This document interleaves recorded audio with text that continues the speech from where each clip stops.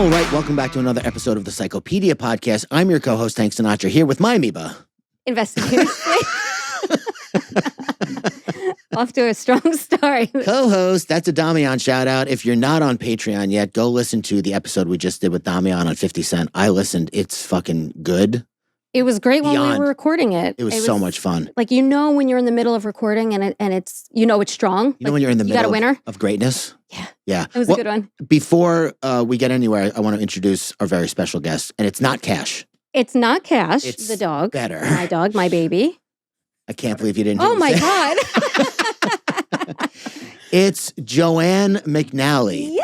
All the way from Ireland. This is huge. An integral part, that's a hard word, of our early success because you gave us a shout out on your podcast and then on your story. Yeah. Do you know what happened? Yeah. Do you have any idea the impact you've had on our podcast? No. Oh my goodness. It's Tell pretty her. big. It's pretty big. So, yeah, go ahead. So I was walking around because I love true crime. Yes. Obviously, murder, Yes. huge. Love. And someone recommended this podcast to me. Oh, really? When I was on tour. So I was alone all the time. And I just started like blasting through the episodes back to back. And I loved it so much. And then I was I was sitting in a hotel room in LA. I remember when I did the video shout out, and then I did it on our podcast. Yeah, because I was like, it's just fucking brilliant. And then someone said that it went up to #1 in Ireland. Yes. Yes. You're like the Taylor Swift of our world. Well, the people who Ireland, firstly, it's quite a small market. No shade to anyone here because we are in that market as well. Those are my people. Those are our people. Yeah. But as well, they love a good pod recommendation, and Ireland's mad for true crime.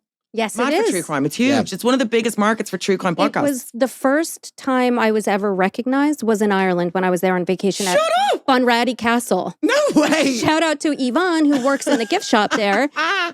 She came up to me and she's like, I'm so embarrassed to confront you like this. She was so nervous, which made me so nervous.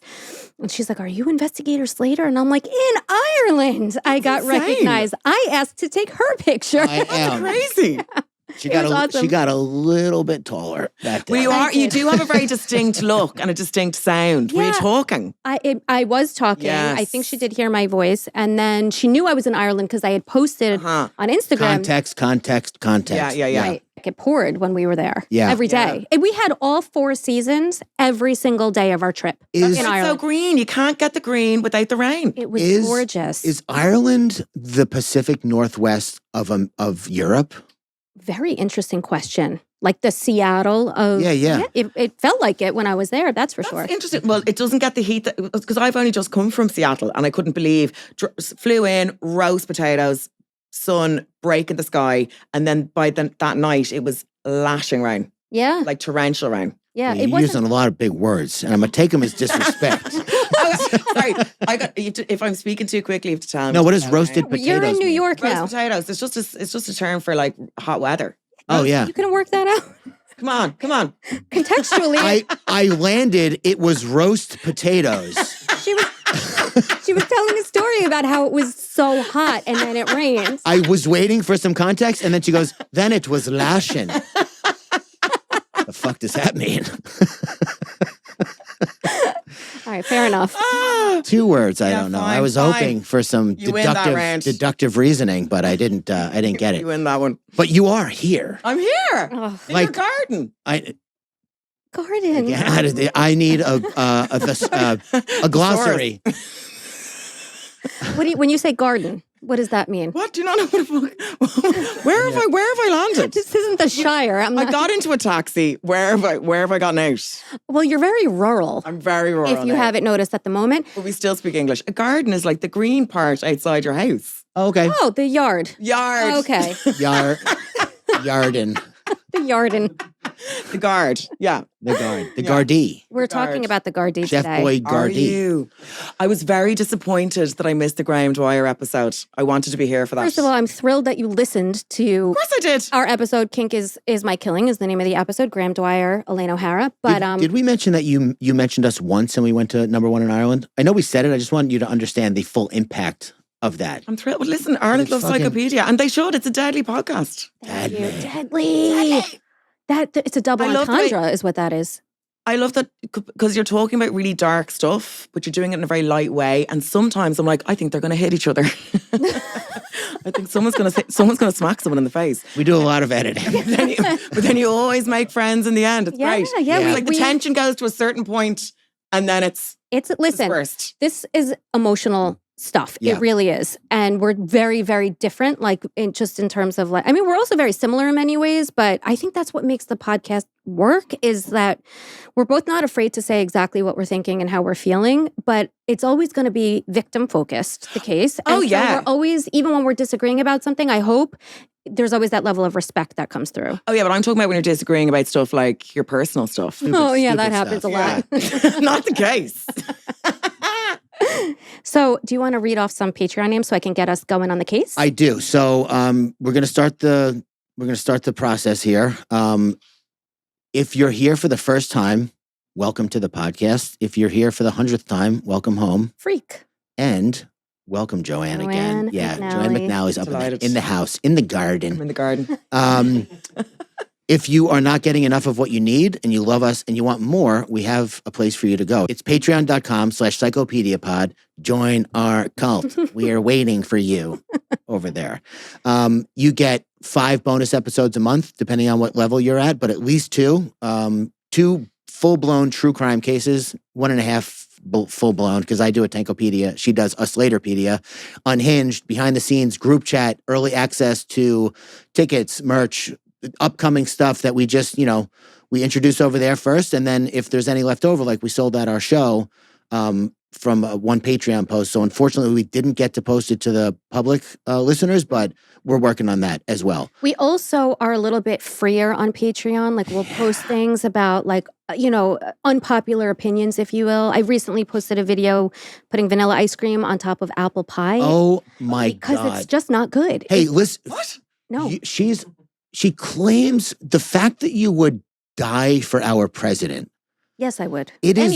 Whoever the president is, I would take a bullet for him or her. It is violently un-American that you don't like Sue me. vanilla ice cream on apple pie. I like kind of old people's food, like soft, mushy, like stew, like prunes. Apocalyptic, kind of dementia food. Yeah, dementia. It staves off the dementia if you do that. Does it? Do you eat prunes?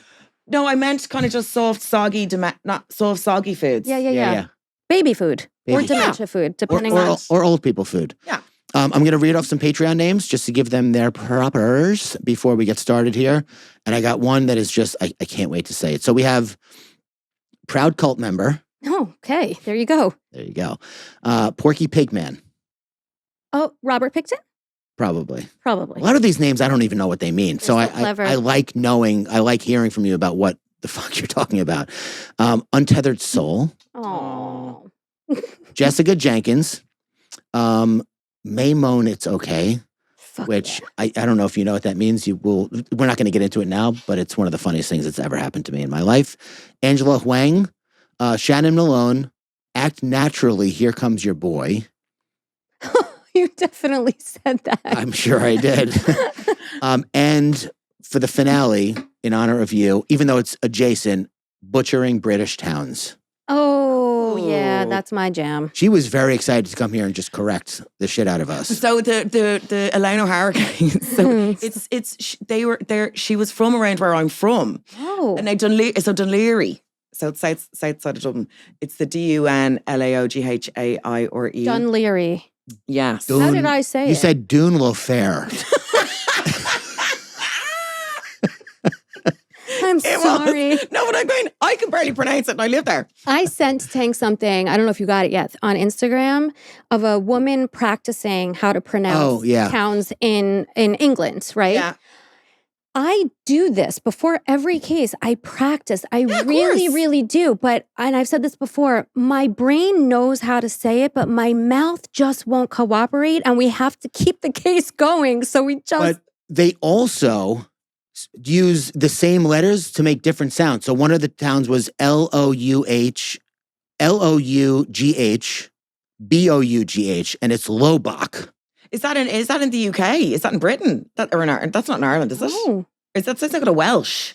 I Welsh? think. Yeah. He definitely just made that up, but No. There was one in there that was like that, where it was two different sounds with the same letters. I can't remember who said it. Someone did a joke once. I can't remember the comedian. They said that Irish names and place names look like Wi-Fi codes. Yeah. yes. And I was like, what an amazing What's your observation. Wi-Fi code? Siobhan. Yeah. Sure. SWXYZZWX77XZ. AN. Zed. McNally.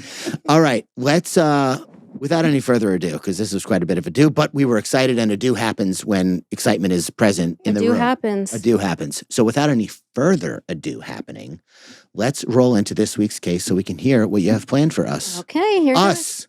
Yes, this is exciting Hey, buddy. and scary because I'm about to present a case to Joanne McNally. Is it an Irish case? I'm not allowed to ask. You'll find Don't- out in yeah, about 10 seconds. We know nothing. Okay. In Dunlefair. Oh, wow. Finally got my Okay. courage up. Okay, I'm done. Okay. No more doing. Shlanta. Sláinte. Slunch. When my older son was 3 years old, he had a friend from the neighborhood who used to come over to hang out while we were still living at my parents' house. This was, 7 years ago at this point. My son's friend, let's call him Jackson, was also 3, and like most kids his age, he was a bit curious and prone to mischief. Nothing unusual about that. But I couldn't shake a strange feeling about Jackson. Call it a mother's instinct or a spidey tingle, but there was something about him that made my skin crawl, an almost primal sensation that told me to be on guard. She hates toddlers. Keep 3 going. years out. Okay.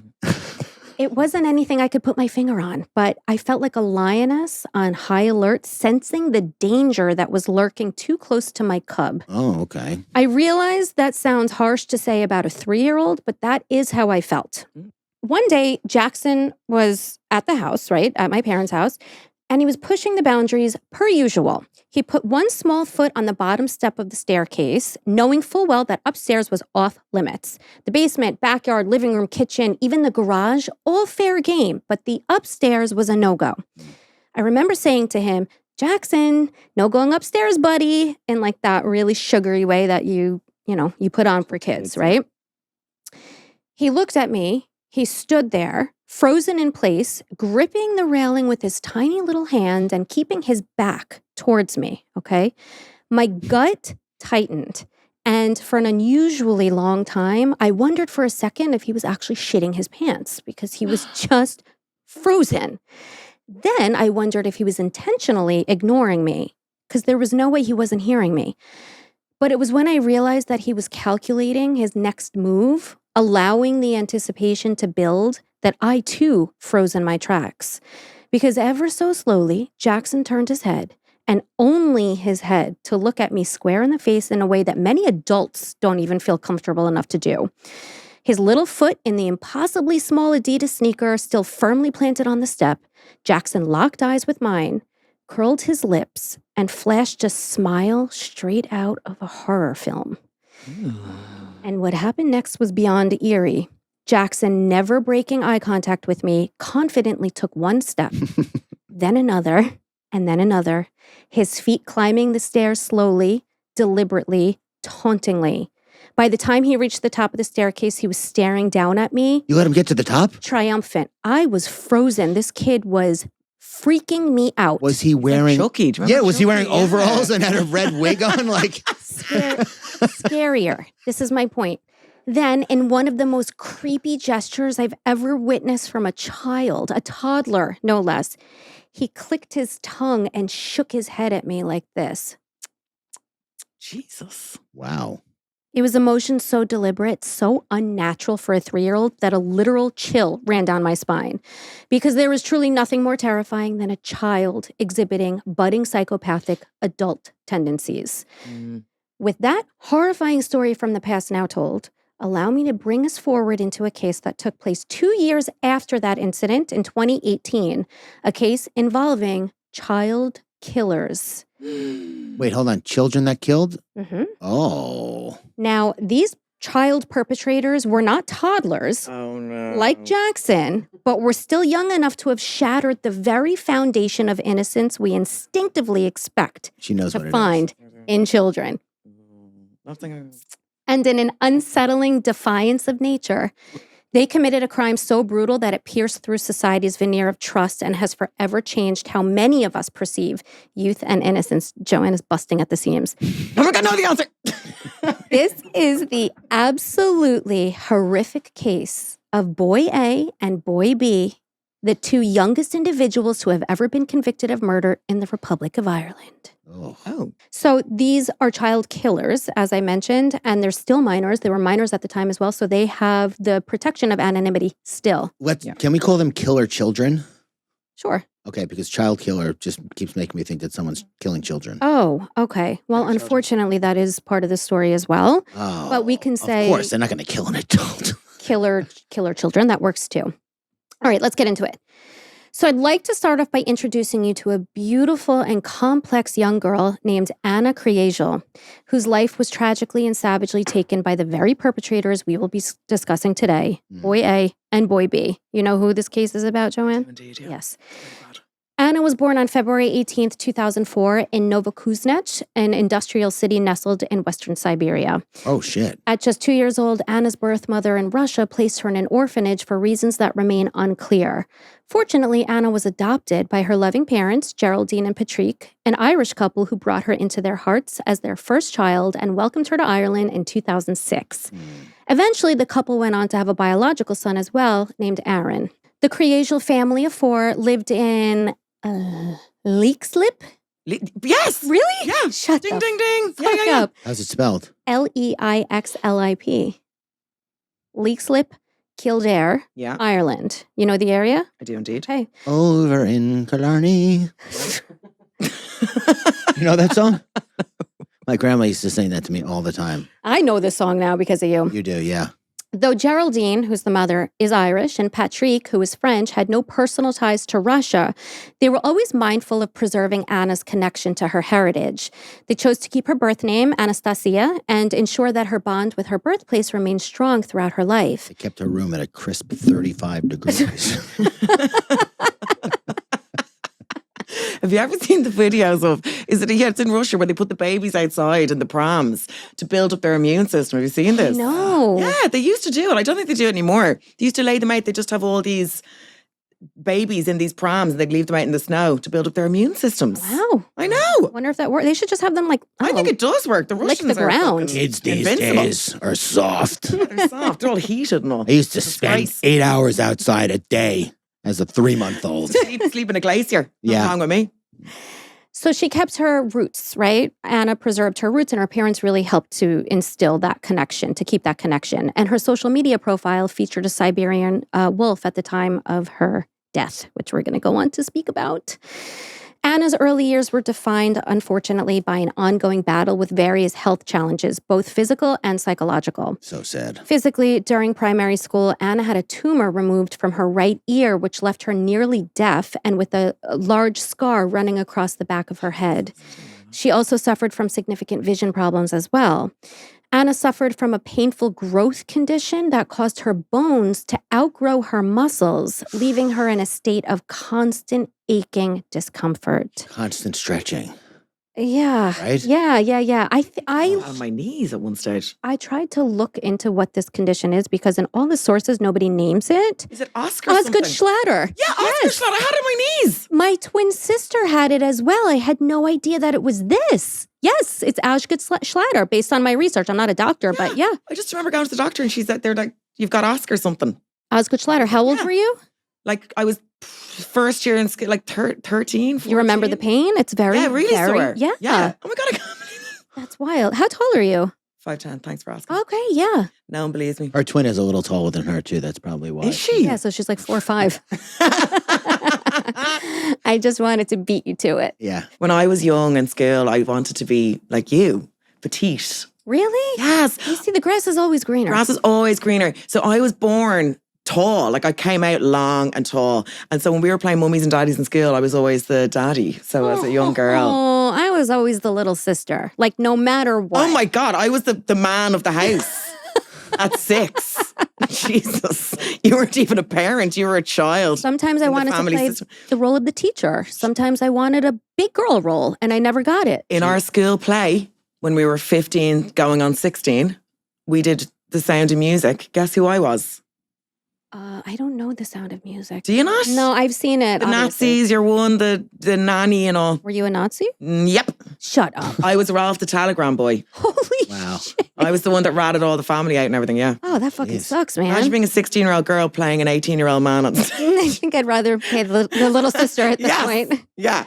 So by the age of 13, Ana stood at 5'8", a height that made her appear older than her peers, leading people to treat her as if she were more mature than she actually was. She And I was don't 5'8" at 13. Yeah, I don't know if you Very experienced tall. Yeah. that Yeah. as well. I don't know how old you were when you hit your, It must have been. This is all Wholeness. just coming back. I totally forgot that I had that, to be honest. It was only when you described it there and I was like, this is familiar to me. Yeah. So because she was so tall, people often treated her like she was a late teenager Yeah. or, like an adult. Yeah. All right, pop quiz. Ah. Yeah, numero This is why I uno. flew to America. I'm ready. Pop. Which country is known for having the tallest women in the world according to national averages? Okay. A, Siberia. B, Iceland. C, South Sudan. D, the Netherlands. I'm going to go. Can we confer? You I may. would say Iceland. I don't know why. I thought that it would. You don't have to agree, by the Oh. way. I agree. It was I'm going to say. Siberia, Iceland, South Sudan, and The Netherlands. the Netherlands. I'm going to go with C. Okay. I'm going to go B. You're both wrong. Damn it. The Netherlands. Really? Yes, blew my Oh, mind. That's why I made it a pop quiz. interesting. And also I wanted to give you a soft pop quiz to Yeah, kick off get the us in. episode. Yeah, the Netherlands. Again, this is according to national averages because there are pockets of South Sudan in particular that have different types of groups of people where the women are much Huge. taller than the average in the Netherlands. Mhm. But anyway, Anna's physical appearance combined with the awkwardness of adolescence drew very cruel attention from her classmates. She was often bullied and called a slut simply because she looked more developed than other girls her age. So stupid. This, paired with her emotional vulnerability, made Anna a frequent target for bullying and left her feeling isolated and misunderstood. By the time she was 14, the relentless bullying reached a fever pitch, and Anna confided in a teacher that she'd been grappling with suicidal ideation. Oh, God. But despite her struggles, Anna remained a very strong student and was very much looking forward to starting secondary school. Can you remind me how old the year- 13, 14, secondary school starts. And when does it end? 12, 13, 14, depending. And about 17, 18. Okay. I was 17 when I finished. Got it. She was excited to continue doing all the things that she enjoyed doing the most, like dance and swim and making YouTube videos with her cousins. She remained hopeful that this would be the year she would finally make a few close friends, which God, that's is fucking heartbreaking, isn't so heartbreaking. Yeah. When is your birthday? it? 7th of May, 1983. Okay. Why, Tank? Well, because she said she graduated at 17. My birthday is September 5th. I graduated at 17 too. What age are you? 44. 44. You look great for 44. Thanks. I shouldn't say you look great for 44. You look great. You too. I know. I Well, tried like, what to- am I saying for 44? I'm 41. Like, You look Right. great for a fat yeah, white guy. yeah. You look great for an old cunt. For a bald idiot. You look great for a bald cunt. Did I know that? Fair play to you. Unfortunately for Anna, things didn't quite unfold the way that she hoped. Because before Anna even set foot in her new school, she found herself the target of cruel and relentless online bullying and digital harassment. Other students sent her sexually suggestive messages, mocked her height, and ridiculed her for being adopted, making hurtful remarks like, "You have a fake mom and dad." Which is, Can I just say, I'm adopted. yes, And I just, what the fuck with the fucking kids? Like, I never had, I'm so lucky. I never had any of that very shit. lucky. The cyberbullying extended to the comment section of her YouTube videos as well, where some of her peers even threatened to execute her and would leave comments like, "Why don't you just die already?" Oh my God. I know. That has to be like extreme bullying.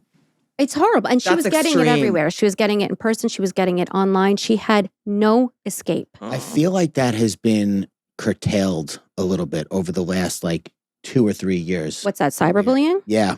Like it still happens, obviously, but it's not, it was like when teens were exposed to the internet and social media for the first time, 7, 8 years ago, they immediately just went for the throat. Yeah. with Well, it's Dave and I actually, firefighter Dave and I just attended a parenting course that was at the school, at my kid's school, about how to patrol their devices and make sure that they're not being bullied because you can put all of like the parental guards in place, which we do, so they can't access like adult videos or something like that. But they're still playing kid appropriate games where they have the capability of chatting with people, and you're not paying attention to them every second on their device. So you put all these restrictions on, but at the end of the day, they're chatting with every fucker from across the pond and here. And I heard the other day, because my son dictates into his iPad. He doesn't type. He like talks to Siri and tells Siri what to. So he'll be like, Siri, tell him to shut up. Siri, tell him to leave me alone. I'm like, what's going on? Did you hear what happened with Roblox? It's been outed as like a haven for pedophiles. Of course. I know. It makes perfect sense. They can go, they can infiltrate, they can ask all these questions about the kid, give them an email address, send me a picture, send me what your gaming equipment looks like, send whatever it is that they're going to do to get their, way in, they do. I'd be terrified if I was a parent. Yeah. I am terrified. That's why when we went to nervous this wreck. But this course actually made us feel like I just make my boys chop wood for 8 hours a day. I'm a good parent. you're a great old parent. school. I'm just kidding. They're on their iPads so much. They're right there building the house. I saw them In the garden. in the garden. So Geraldine and Patrick, Anna's parents, were deeply alarmed, obviously, by these messages that she was getting, and they sent screenshots of them to her school, but no action was ever taken, which I guess it's tricky, right? Because it's not happening on school property, but it's happening with people who attend the same school. It's hard to know when they should get involved and when they shouldn't, but they should have done something. They did absolutely nothing. If anybody ever cyberbullies my kid, I'm going to write Mark Zuckerberg a message and get their IP address and go to their house. How nice that you can do that. Yeah, listen, if Is you he a need friend of yours? we talk. Shut up. We talk. You and Mark. Me and Zuck. Yeah. We're peasants, Joanne. I mean, Oh my God. He's had a bit of a glow up recently, hasn't he? He's gone a bit street. His image has really improved and his perception. He's a little bit cool now, is he? Well, he's been hanging out with Tank. Is that what I wondered what the influence I gave was. him a lot of tips on how to be cool. Yeah, clearly. Yeah. So no action is taken at this point, right? In fact, the bullying persisted and grew more insidious once Anna started secondary school. Then, in the beginning of the school year on Halloween, a deeply traumatizing incident occurred that pushed Anna even closer to the edge. While walking home from volunteering at a children's Halloween party, 4 older boys followed and surrounded her in a threatening manner. Then, one of the boys kept asking for sex while smacking her on the backside. She's 14. Despite a formal complaint being filed with the Garda, the boy who violated Anna received nothing more than a caution, allowing him to continue on with his life while Anna was left to endure the lingering emotional trauma of the incident. Well, let me ask you a question because it just occurred to me right now. He was let off with a warning. Yes. What do you think would be an appropriate punishment to that? I don't know how old he was. Obviously, I'm assuming he was a minor if all he got was a caution. Some type of surveillance, maybe. Some type of penalty to let him know that you don't just get a warning. Yeah. Because what if the next time isn't reported? Yeah, I mean, I'm obviously not condoning it, but I just occurred to me, like, what is an appropriate reaction? Like, going to jail is obviously too much. Maybe some type of I don't want to say workshop. That sounds cheesy, but some type of like, teach him. Somebody teach him. Yeah. Maybe I don't want to give him the benefit of the doubt because he sounds like a creep, this kid. But maybe he needs to learn. Maybe he doesn't know. Exactly. Maybe his home life is exhibiting that. A lot really is. I'd say he was kind of fascinated by her, though, in a way. She was very tall and blonde, and like I'd say he doesn't know how to process what he thinks of her. So he's right. Let's teach. If we want to give him the benefit of the doubt, then let's sit him down and let's teach him. But to just slap him on the wrist, it doesn't help him and it doesn't help Anna. Hey, don't do no, that. Of course not. Right. Hey, don't do that. Right. So it was around this incident that Anna's emotional struggles became more pronounced, which caused her to begin engaging in self-harm by cutting her arm with scissors. Oh. A heartbreaking reflection and coping mechanism for the intense and internal pain that she was experiencing. Her parents recognized that Anna needed professional help and sought counseling services with Kildare Youth Services. Kildare? Pronounce that? Okay. Yep. Tick. So at this point, Anna's emotional and psychological turmoil had begun to manifest in public cries for attention, almost as if she needed the world to finally see and acknowledge her pain. As her father, Patrick, indicated, she felt that she was invisible, which is really, really sad. She began sending herself bullying messages through sock puppet accounts that she created on Facebook, Instagram, Snapchat, and something called House Party. Have you heard of House Party? No. A social platform? I hadn't heard of it either. Although I'm not a mental health professional, I think that by generating the messages herself and sending them to herself, Ana might have been attempting to control and process the external abuse in a way that she could manage or predict. Alternatively, it might have reflected a deeper sense of self-loathing where she began to internalize the negativity directed at her and then felt that she deserved it. Or maybe she was like practicing. Like Maybe. The more, like obviously when I was first started getting comments like that on the internet, I was like devastated. Negative comments. Now I could not, I literally do not care at all. I don't even get mad. I'm like, I don't care. Do you even see the negative comments? I feel like... I do. I just literally do not. I look at that person like, I hope your life gets better. And forgiveness. You look at them with forgiveness. And then it's gone. Yeah. But that took some muscle memory. But that's what I'm saying. You had to work for that, I imagine. Because when it starts, you believe them. You're like, oh, they see through me. They see the real me. And then as you kind of harden up, you're like, because it's true. I know it sounds like a cliche, but hurt people. If someone's just a healthy, normal person living their life content with what they're doing, they're not going to be fucking slagging you off on the internet. They don't care about you. No. You're not important to them because they're busy living their own life. So the whole hurt people. If someone, I always think I know it sounds so juvenile, but it's kind of a jealousy thing. Yeah. It's like you bother them in some way. You have something they want, whether it be lifestyle, looks, whatever it is. Attention. Exactly. Status, whatever it is, you have something that they want. Yeah. And she had something that they wanted. I think so. Yeah. I think that she was just, or something that they couldn't understand. Yes. Right? Because her physical appearance wasn't computing with her age and her behavior because she was a child. So in addition to sending herself hateful messages online, Ana also took a picture of herself blindfolded and tied to a chair. After her mother, Geraldine, discovered this photo, she confronted Ana, who explained that it had just been a prank and that she wanted to pretend that she was in trouble to see if a boy would come and rescue her. Wow. Then, on Monday, May 14th, 2018, everything in Ana's world changed when a boy indeed showed up at her house. But this had nothing to do with the photo or hopeful rescue she attempted to stage by taking that photo. There was no knight in shining armor here, only villains wrapped in the guise of youthful innocence. Here's what happened on that devastating, ill-fated day in May of 2018. Ana and her parents started the day much like any other. Geraldine was the first to rise for her job at the state transport company, while Patrick, a retired French professor at the Dublin Institute of Technology, stayed home. Before heading out, Geraldine handed Ana a permission slip for the school office, which allowed her to leave early for a 2:30 counseling appointment that she had at Kildare Youth Services in Leixlip Town Centre. After Ana's counseling session ended, she decided to go back home to eat lunch. Then at around 4:02 p.m., Ana tried calling Geraldine twice. But since Geraldine was in a meeting, she couldn't answer, so she sent Ana a text message saying that she'd call her back soon. A decision that likely still haunts her to this day. Because within the hour, their entire world would be turned upside down. It began at 4:55 p.m. when Patrick heard the doorbell ring. A boy, referred to as Boy B, asked if Ana could come to the door. Patrick called for Ana, and after a brief exchange with the boy, Ana told Patrick that she was going out for a bit, but that she wouldn't be long. And as Patrick watched Ana leave, something struck him as odd. She was walking toward St. Catherine's Park, and with Boy B in front of her. They were not walking side by side. Ana was walking many, many steps behind him, as if she were following him rather than hanging out with him. The kids weren't talking at all, which left Patrick with an unsettling feeling, as it would. Yeah. Then at 5:10 p.m., Geraldine tried calling Ana back on her way home from work, but got no response.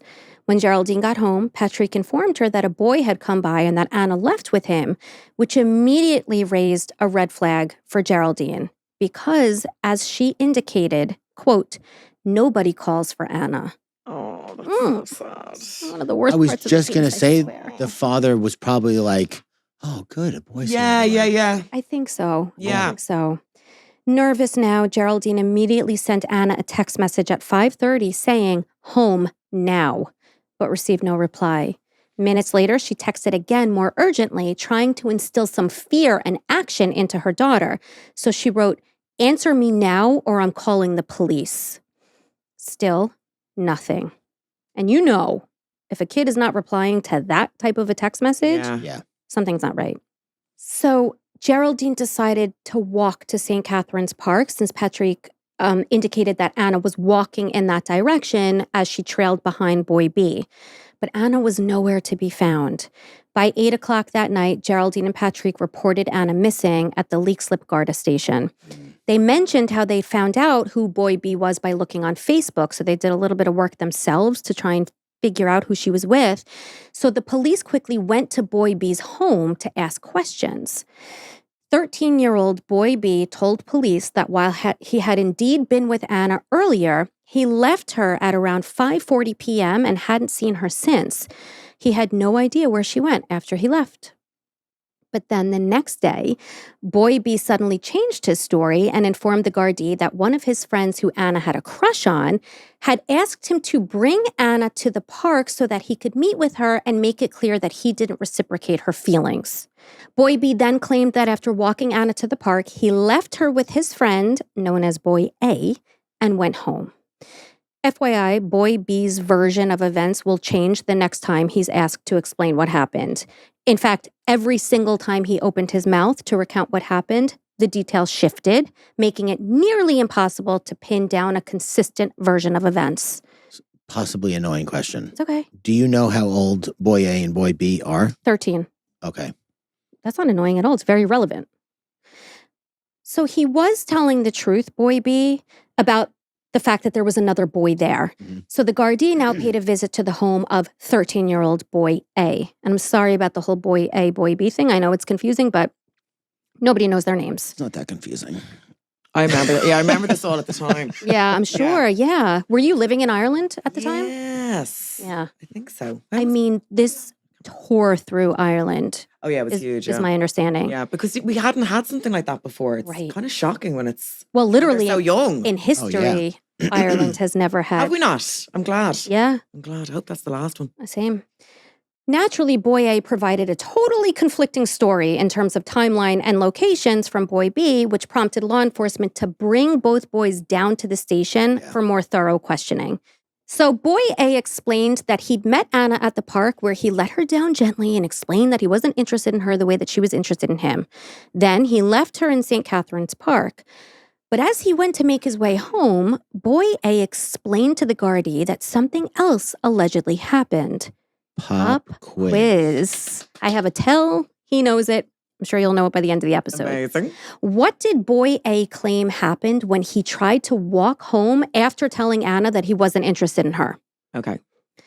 A, Ana, who was at least 6 inches taller than Boy A, crept up from behind him and wrapped her hands around his neck in a scorned rage. B, Boy B jumped out from behind a tree and told Ana that if she didn't go with him to snog at a popular makeout spot, he'd tell everyone that she slept with Boy A. Okay. Well, Boy B wanted the snog? Boy B wanted the snog. I use snog for you, by the way. That is not a term I have ever used in my life. Snog. We'd say shift. Oh, fuck. What's shift? Making out? Shift is kind of an old school Irish term. Snog's very English, actually. Oh, excuse me. Yeah. Okay, so... Don't mean to get political, but that's... Listen, I'm here to learn. Yeah. Snog is spelled SNIOBH. Very good. Okay, so I just want to recap before you even get to C. Yeah. A, Ana attacked Boy A. Yeah.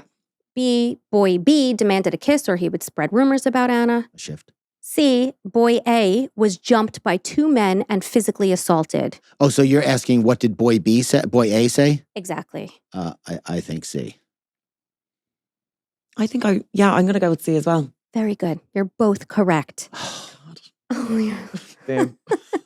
According to Boy A, he was violently attacked by 2 men at St. Catherine's Park after parting ways with Ana.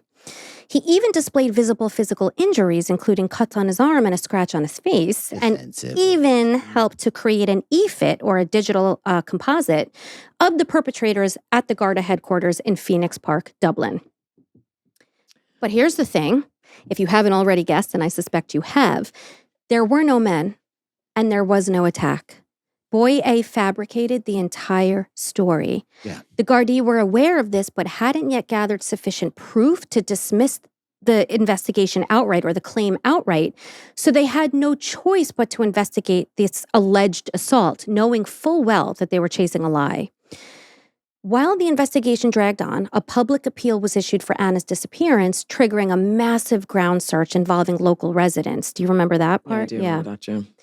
And it was then, on May 17th, when Sergeant Declan Birchall and his specialized 4-person search team made a harrowing, tragic discovery that marked the conclusion of the search.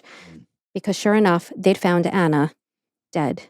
Her body was absolutely brutalized. She was discovered at an abandoned 19th century farmhouse known as Glenwood House, just west of Lucan, near Dublin, about a half a mile or a little less than 1 kilometer for you from St. Catherine's Park. Do you remember did you know that area? It's the other side of Dublin from where I'm from, but I do remember all this. Like I've been there. I've been to Lucan and stuff. Wow. I said that correctly then, Lucan. How many milliliters is it away from? It's 20 inches from my family home. I'm trying to be courteous of our international guests. I wouldn't be able to tell you what measurements or anything. I don't know. Like, No, me. You know what? You know who knows though? Google. good. Yeah. Exactly. That's all you need. Right. So this house sat on more than 100 acres of land and was located just under 2 miles / 3 kilometers away from Anna's home. Close. When Anna's body was discovered inside one of the rooms of this derelict farmhouse, the air hung thick with decay and neglect. The windows were boarded up, graffiti spread across the walls, used condoms and beer cans were strewn about, and the roof was collapsing. This was a truly terrifying and grim setting for Ana to have breathed her last breath. At first, police weren't even sure if they were looking at a person when they found Anna's body. It seemed almost like a mannequin, not even real. Ana, who was completely naked but for black socks, lies savagely beaten and lifeless on the ground. Her beautiful long hair was matted in blood and obscured her face, which bore the barbaric signs of an outlandishly violent assault. Her body exhibited more than 50 sites of injury, and she'd been subjected to fatal blunt force trauma, most severely to her head and neck. Additionally, she'd also been a victim of forced penetration or attempted penetration. Jesus. They weren't even sure what she was penetrated with. I was actually gonna ask because I don't remember the details. Like, did they sexually assault her? They did, obviously. 100% Yeah. sexually assaulted her. First of all, they could tell vaginally that she'd been assaulted, but in a few minutes, we're going to get to another piece of evidence that further proves that there was a sexual assault. Around Anna's neck, police found blue Tescon brand insulation tape tightly wound with 3 of Anna's fingers caught inside, indicating that she'd been desperately attempting to free herself. It's always the details that get me. Yeah, I know. Like at this point in the research, I took a breather, stepped away. It's the painting of the picture. It's like it makes it very real. Yes. Yeah. Apparently, boy B had given boy A that tape, that blue tape, a few weeks earlier to help him fix the grip on one of his toys. Because lest we forget, we're talking about children today. Near Anna's lifeless body, Gardaí also discovered a blood-stained cement block and a large stick with 2 nails protruding from the end, both drenched in blood. Blood spattered the walls and pooled on the floor. On the basis of the pathology and forensic evidence assessed by state pathologist Professor Marie Cassidy, it's believed that Ana had been beaten to the ground with the heavy stick shortly after entering the room and then hit 4 times with the cement block. Oh my God. Next, she was pulled towards the window where there was more light, and it was likely here where she was sexually assaulted with something, though again, it could not be determined exactly what. Her false nails were scattered around the room, suggesting she bravely fought her attacker with everything she had. And all of this happened just 45 minutes after she'd left the safety of her home. Oh my God. The missing person investigation had now officially become a murder investigation. Inspector Mark O'Neill of Lucan Garda Station was appointed senior investigating officer with 20 Gardaí working beneath him. And again, I mentioned earlier, state pathologist Professor Marie Cassidy oversaw the forensics. So that's the team we're looking at for the most part. While the blood and fingerprints that were found inside the house all belonged to Ana, this is interesting. So remember that, okay? Mm-hmm. Scientists from Forensic Science Ireland, which is the National Forensic Service in Ireland, operating under the Department of Justice, made a breakthrough when they discovered semen on her top. So that was the second form of proof that there was sexual assault. The investigation now quickly zeroed back in on the two boys, specifically boy A, as the semen stain that was found on Anna's top, as well as a DNA sample taken from Anna's neck, came back as a match to boy A's DNA. Furthermore, boy A's boots, which were obtained from his mother, had trace evidence of Anna's blood on them as well. And the reason why law enforcement had boy A's DNA on file already was because of his fake assault report.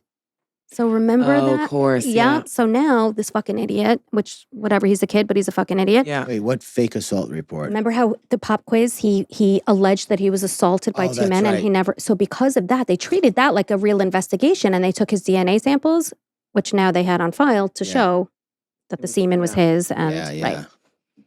Additionally, as part of the real investigation into boy A's fake assault in the park, the Gardaí also seized 2 phones from his bedroom, which wound up delivering a serious blow to his defense in the actual investigation of Anna's very real murder, because the phones contained extremely unsettling searches, including, quote, the 15 most gruesome torture methods in history, and, quote, horror films that will blow everything away.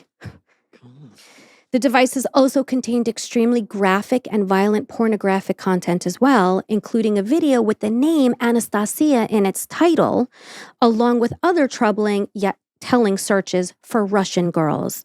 Obviously, this was not Anastasia, but he took her name and he was looking for porn with her name. Yeah. Pop quiz, very poorly timed, but here we are.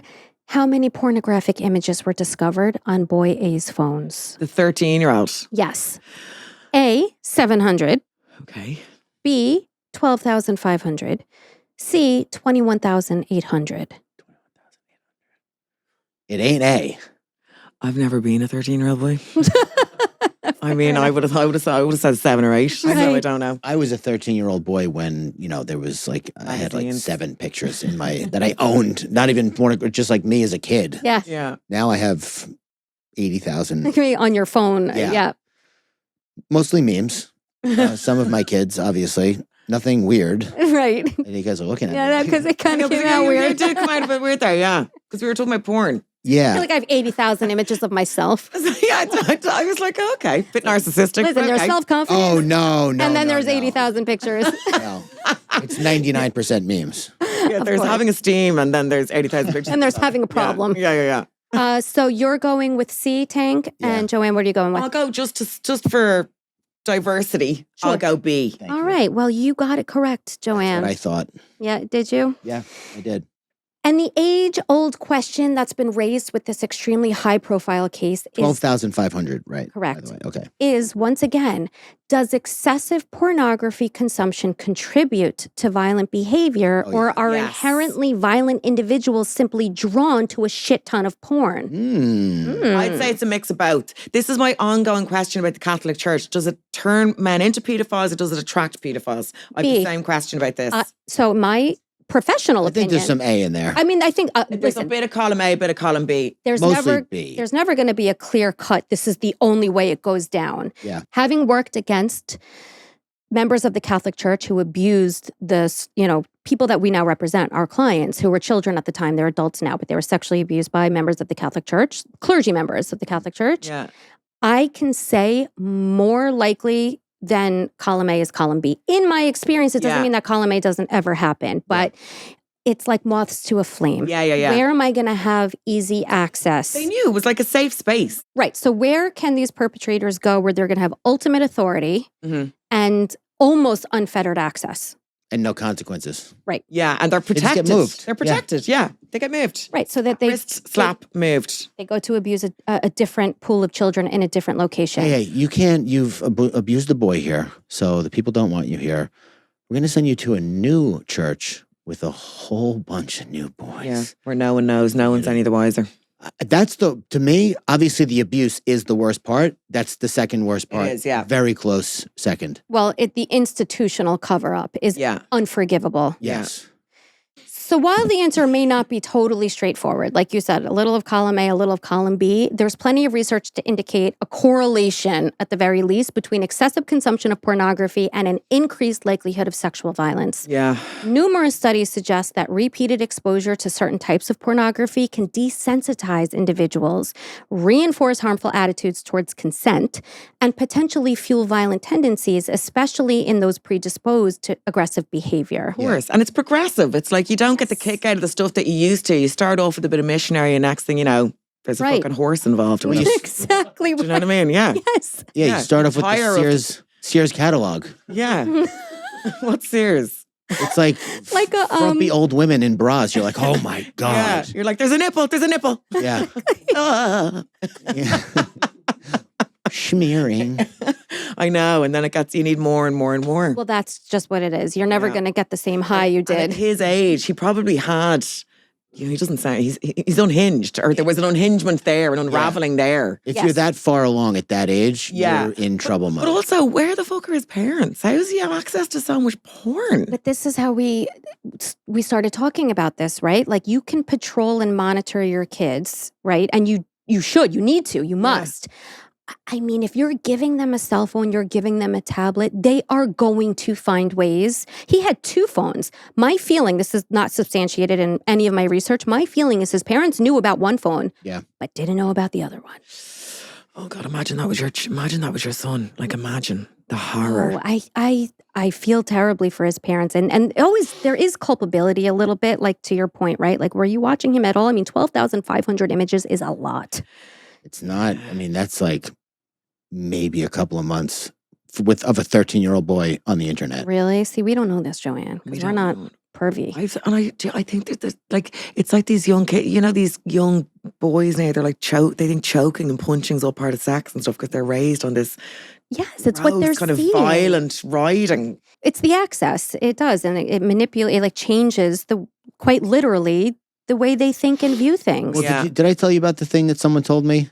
Yeah, but go tell everyone. So there's a theory / No. evidence that the younger a person is exposed to pornography, the more faulty their wiring is, meaning new connections that should be forming in the front of the brain, the prefrontal cortex, where decision-making, logic,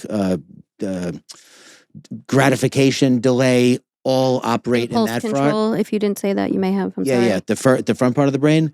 The younger they are, the more connections are formed in the back of the brain, which is where like the reptilian like survival part of the brain is. So it switches. It's supposed to, the reptilian part is supposed to get less and less over time, and Yeah. those connections are supposed to go to the front. It like switches it all around. It can be reversed, but good luck doing that with a 12, 13-year-old boy. It's like they know they've seen something they shouldn't see. Yeah. It's like they know, and there's a trauma there, I think. Yeah, absolutely. Yeah, there's a trauma when you see sex too young like that. It does, yeah, I can understand that. It's That makes jarring. sense. Yeah. It is jarring, and it is traumatizing. The Yeah. first time I ever saw a picture of a naked woman, I was like 6 years old.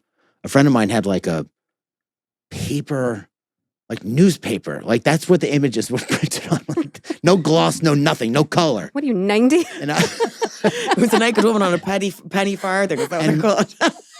Penny saver? and my Penny farthing, the big bikes. and my stomach like hurt so bad. Yeah. I'll never forget it. I was like, what is that? Yeah. Your brain knows it's computing that you're not ready for this. Yeah. It can't process it. No, it can't. Or it struggles to. Yes.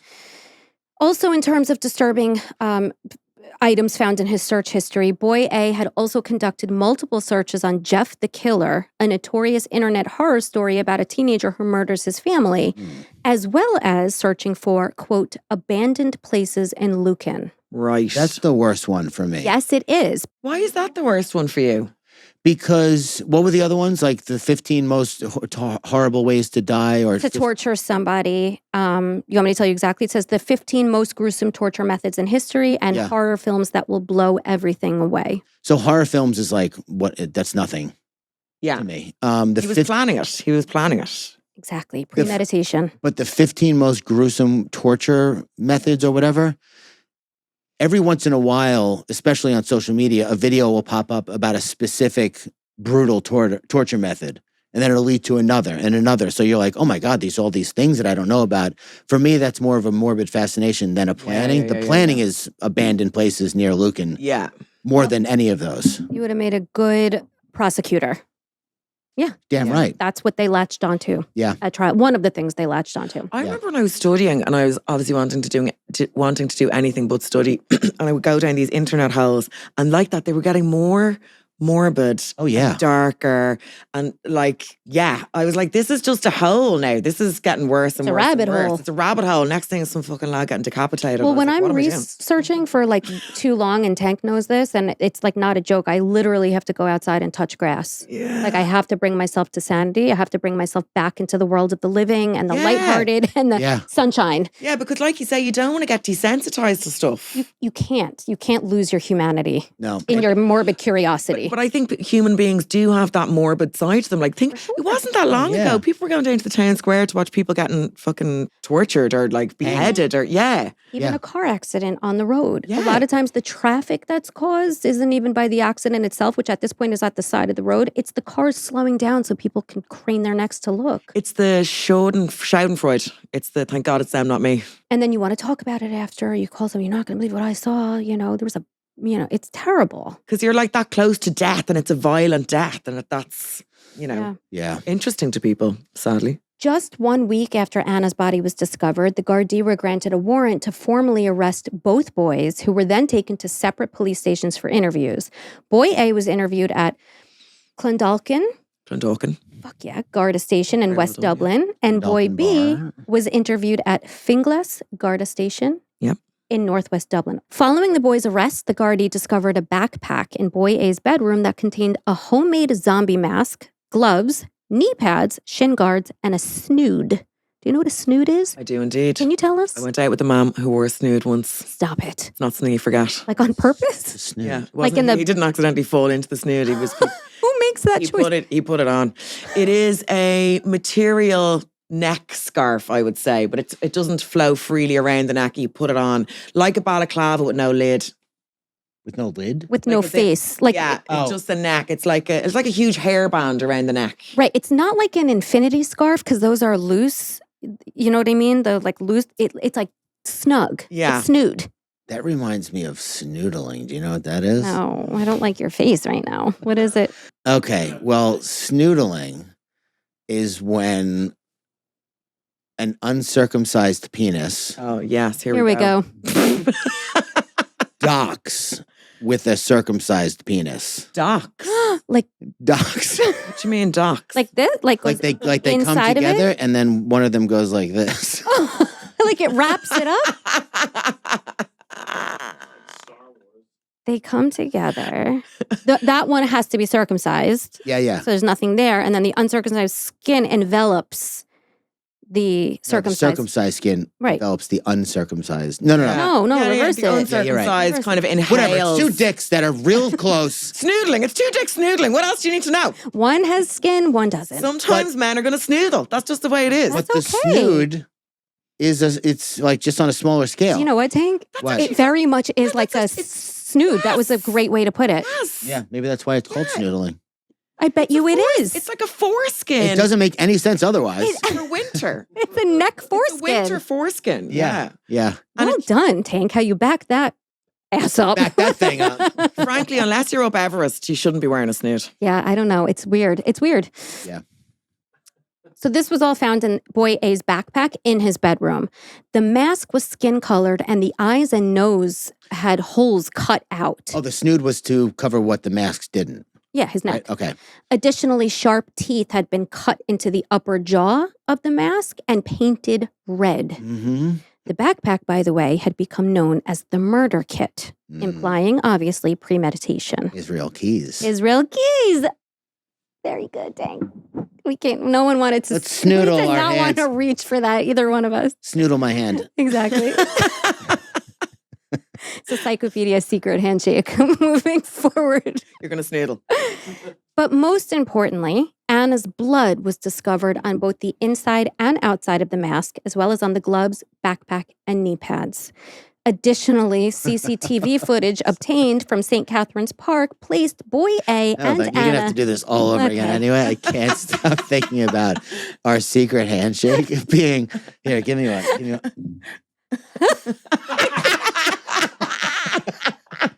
I'm zooming in. The Psychopedia secret handshake. You gotta pull it back.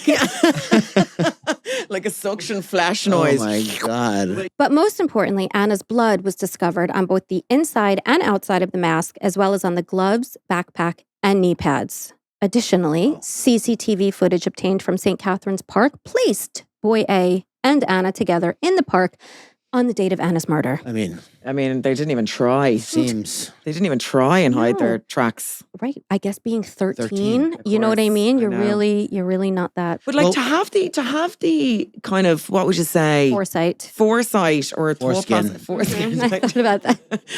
To go to plan something like that and to not give the aftermath any consideration at all. there's their prefrontal cortex, in addition to being wired faultily, it doesn't grow to maturity until they're 25. Like a 13-year-old boy has almost zero impulse control or prediction ability. But he had a prediction, like he was fucking cutting teeth into a mask and all. Do you know what I That's mean? planning, not like seeing consequences before they arise. Plus, when you're dumb, we talk about this a lot. When you're dumb, you think everyone else is dumb. Yeah, yeah, So yeah. you'll be able to just lie, and they're going to go, "Oh, The other thing that we talk about a lot is that contrary to Netflix titles like Evil Genius, most criminals are really dumb. Yeah. even if they're diabolical / a person calls them brilliant, how smart can they be if they're making a decision to kill people over and over again?" Jack the Ripper. Did you listen to our two-parter on Of Jack? course I did. Oh, yeah. No, never no, caught? No, no, Never no, caught? no, Yeah. never caught. But he And I still think- killed people. Right. Yeah, but he was never caught. Now, if it was this day and age, obviously he'd be caught immediately with DNA and all that. Yeah. Back I believe in the- so. Yeah, I back I think in he the day. benefited from his time. Yeah, he did. Yeah. The Gardaí began their formal interrogation by asking Boy A whether he understood the difference between right and wrong. Boy A explained that leaving the door open for someone was right, while tripping someone up or stealing a chocolate bar was wrong. He was then questioned about his interests, to which Boy A replied by saying that he was fascinated by anatomy, the human body, and inner life, the skeleton. Okay. When asked if he liked drawing people, he responded, "No, more evolutionary." What the fuck does that even mean? Nothing. Nothing. 13-year-old trying to sound Trying smart. to sound smart, right? It's like the Scream case we did, where the boys were trying so hard to sound so like profound and deep when they were talking to the video camera right before and after they killed an innocent teenage girl, and they were trying to talk about Ed Gein, and they were naming the wrong serial killer. So they're trying to sound so much wiser beyond their years, and they couldn't even get the fucking name right. Jaden Smith had a very public phase of saying things that were like, for him, massive revelations, but everyone else was like, dude, stop. Like, you don't have to tweet all this. Who? Jaden Smith, Will Smith's son. Oh, sorry. Yeah, yeah, yeah. Our feet shoes was like the one that became What? became like the main one that was just like, this kid. What's our feet shoes? As in, like the big question, like a big philosophical question. Oh, Our feet shoes? Yeah, Question yeah. mark. But I can't imagine the Smiths, the parents of the Smiths, ever saying to their kids, "Get over yourself, Right. grow No. up, cop No, no, on." no. Like, there's nothing like that. The It's like, Smiths definitely. no, Never they're did like, that. you're everything. You can be anything. Do you know, they're kind of building them up. Yes. Oh, yeah. She didn't pick up on it because it's how she says it. Yeah. What? I said Smiths like you Smiths. say it. Did I say Smiths? Smiths. You said it the way you Yeah. say What do it, you which is say it? adorable. How do you- Smiths, but it's much harder to say that and more annoying. It is. Like, I wish when I just don't bother finishing my words. It's great. well, like when we go into like, I'm sure it's the same in everywhere, but 0.001 or 0.0001 is like one. I can't even fucking start it. Wow, fuck. Let's say 2, Okay. because 2 is even harder. 0.002 is 2 thousandths. Thousands. 2 thousands of a. I would love to say 2000s. Yeah, what do you say? I don't say anything. I avoid it at all costs. But it's properly 2,000. Fucking horrible Yeah, word. I can't. I'm not going to try that. I don't engage with numbers at all. Same. Just made a decision and it's like, fuck it, it's not for me. I don't do numbers. So in a second interview focusing on the actual day in question, the day of the murder, Boy A recounted a similar story to one of Boy B's versions of events and stated that he had seen Ana at the park but had not been with her in the moments leading up to her disappearance. Despite the forensic evidence, CCTV footage, and an extremely questionable search history on his phone, Boy A denied ever being in the farmhouse with Ana, let alone killing her. So at this point, he's just saying, wasn't me. Yeah. Meanwhile, the questioning of Boy B took a softer approach. Detectives believed that coaxing the truth out of Boy B required a delicate balance and favored a catch more with honey than vinegar tactic. Got it. Yeah. They brought him snacks, Ribena, Ribena, yeah. Ribena? Yeah. It's a type of juice, right? Yeah. And gum, and allowed him to take as many breaks as he needed. And it turned out that the kid glove approach worked. Because after suddenly asking that his mother leave the room, how fucking scary is that? Which legally was not allowed to happen. She had to stay. Boy B gradually started to admit that he had seen and heard a lot more than he'd ever admitted to before. First of all, he now admitted that he'd taken Ana not to the park, but rather to the Glenwood house, directly where Boy A had been waiting. Okay? Glenwood House is the abandoned house? Yes. Okay. That's why he was never seen on CCTV footage, Boy B, because he never went to the park. Okay. He also now indicated that after hearing Ana release a muffled scream, he went into the room where she'd been killed and saw Boy A flip her with a judo-like move and then choke her while ripping off her clothing and bra as she cried, "No, no, don't do this." Boy B said both Ana and Boy A looked up at him when he approached the room, which prompted him to immediately flee the scene out of fear. Boy B also noted that Boy A's expression during the attack had been completely blank. Yeah. Here's something I'm confused about, though. If Boy B delivered Ana to Glenwood House, where Boy A had been lying in wait wearing his mask and gear, how were Boy A and Ana seen together at the park? How were they at the park if she was delivered directly to the farmhouse? I'm obviously missing something here, Yeah. but I don't have an answer to that question because I'm asking it. So Maybe he brought her there. They went for a little walk. He won her over, got her trust, and then Maybe he wasn't lying in wait with the gear on. Yeah, Maybe yeah. he was just waiting for her. Before his interrogation, Boy B also told police that Boy A told him a month before Ana's murder that he wanted to kill Ana. oh my God. But Boy B thought that he was joking. you would like. You would. What You case would. does this You remind would you of? like. You would like. Remember I said that? You're like, I'm gonna kill her. You're like, that's gas. That's what I was thinking like. You That's what I'd be thinking. Like, what know case? what that's from? Is that from Banshees of Banshees of Inisherin. Inisherin? Love I it. was just asking what case it reminds you of where he told people before he killed her that he Oh. was going to kill her and people thought he was fucking around. I don't remember the name, but I remember the case. Bye, ma'am, I love you. Hmm. With Becca Elward and Joshua Davies, took place in Wales. One Yeah. of the most heartbreaking cases we've covered. Finally, on May 25th, 11 days after Ana's sexual assault and murder, the Director of Public Prosecutions granted permission to charge Boy A with murder and aggravated sexual assault. The aggravated part referred to the extreme violence used. He was formally charged at 4:01 p.m., officially making him the youngest person to have ever been charged with murder in the history of the Republic of Ireland. Jesus. Pop quiz. What is the legal age of criminal responsibility in Ireland? Oh God, pressure now. Yeah. Because you're supposed to know. A, 17. I'm going to give you I'm choices. not a hardcore crim. Okay, go on, give us the options. Okay. A, 17. B, 12. C, 9. Oh, I'm gonna say 17. All right. I'm going to say 12. Tank is correct. Shit. And Joanne is not. Oh my God, I'm gonna have to give my passport back. Well, he's What was the question? He's.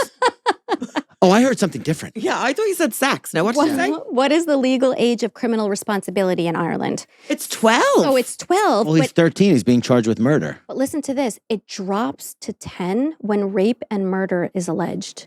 When a 10-year-old rapes somebody? Yeah. Or murders. Oh, my God. Whoa. Is that wild?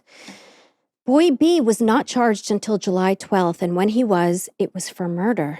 Really? I looked this up because while Boy B's role in luring Anna to the farmhouse was undeniably horrific and warrants punishment, he claims he had no idea that Boy A intended to kill her. Moreover, though, he never touched Anna. Yeah. Now, he did see her being attacked, right? So he did understand in that moment, if not before, what was happening. But I did question how he could be charged with murder. Here's what I found. That's heavy. It's heavy. Boy B was charged with murder under the legal principle of what's known as joint enterprise or common purpose. This principle allows individuals to be held criminally responsible for a crime, even if they did not directly carry it out, as long as they knowingly participated in or assisted in its commission. Okay. Oh, well, so if he had not brought her there, Right. if he had just heard the scream, looked in, and not done anything, not being charged with murder. He delivered her, Yeah. which made him complicit to a Yeah. point where he warranted that charge. Yeah, tough shit. That's what he did it. He fucking did. And Yeah. you know what? Listen, it is a controversial subject. The fact that Boy B was charged with murder remains a controversial topic. I mean, should he have been punished? Absolutely. Yeah. But going to what Tank was mentioning earlier, the brain development, right? The fact that he, was a child. So was Boy A, but he exhibited much more adult-like, disgusting behavior. He was like Jackson. He was like, I'm telling you, Jackson is somebody to look out for, the boy from my intro. But anyway, it is controversial. I'm not saying I think that he shouldn't have been charged with murder. I'm just acknowledging that it is a touchy subject. I wonder though, at his age, like being charged with murder, like how long, I suppose we'll get to that. We're going to get to Yeah, that. fine. Despite the severity of their crimes, the boys were tried in the Central Criminal Court under Ireland's juvenile justice system. I wondered if they were going to be, I guess they are being tried as adults in a sense that they are being held criminally responsible. In Ireland, minors are generally tried in the children's court, but due to the gravity of the crime, their case was heard in the Central Criminal Court. Ooh, I got another pop quiz. All right. Amazing. Surprise yourself. I know, always happens. I got to keep you on your toes. And you. And me, apparently. What happened after Boy B was taken into custody at the juvenile detention facility following his arrest? So that's where he was held. Okay. What happened to him after he was taken in? Right. Okay. A, he asked if they had any Legos he could play with. This is Boy B. Yep. Okay. B, he asked what time his mom would be picking him up because it was trash night. C, he asked if he could have a double cheeseburger from McDonald's with a side of milk. I remember this, and it was the Lego, wasn't it? It was indeed. I remember Yes. Yeah, that's what I was going to say. It just like underscores Yeah. the fact that he's 13. Yeah, I know, yeah. Eventually, both boys were released on bail after 1 month in the juvenile facility, but remained under strict supervision until their joint trial began on April 30th, Oh, they were 2019. co-defendants? They were co-defendants. They were tried at the same time. And legal proceedings in this case moved at a breakneck speed. So typically there's an 18 to 24 month delay between charging and the start of a murder trial, but this case was seriously expedited. Despite the extensive witness list and vast amount of forensic and CCTV evidence, Garda stations and forensic analysts were ordered to prioritize this case, and the entire trial lasted 7 weeks. Mr. Justice Paul McDermott was set to preside over the trial, and Brendan Grehan, SC, is that the correct pronunciation of the last name? Spell it. Grehan. Yeah, Green, yeah. Grehan. I don't know why I had it. Whatever. We'll get a message saying it's Greyhound. Yeah, we might. Of course. We will. Joanne's here, guys. Yeah, I've approved it. Exactly He's the right. I've expert. approved it. It can go through. So he's a criminal barrister with massive experience in high-profile trials. He was set to represent the state. Patrick Gageby served as Boy A's representation and Damian Colgan for Boy B. So by the way, Patrick Gageby also represented Graham Dwyer. Oh. Crazy connection, right?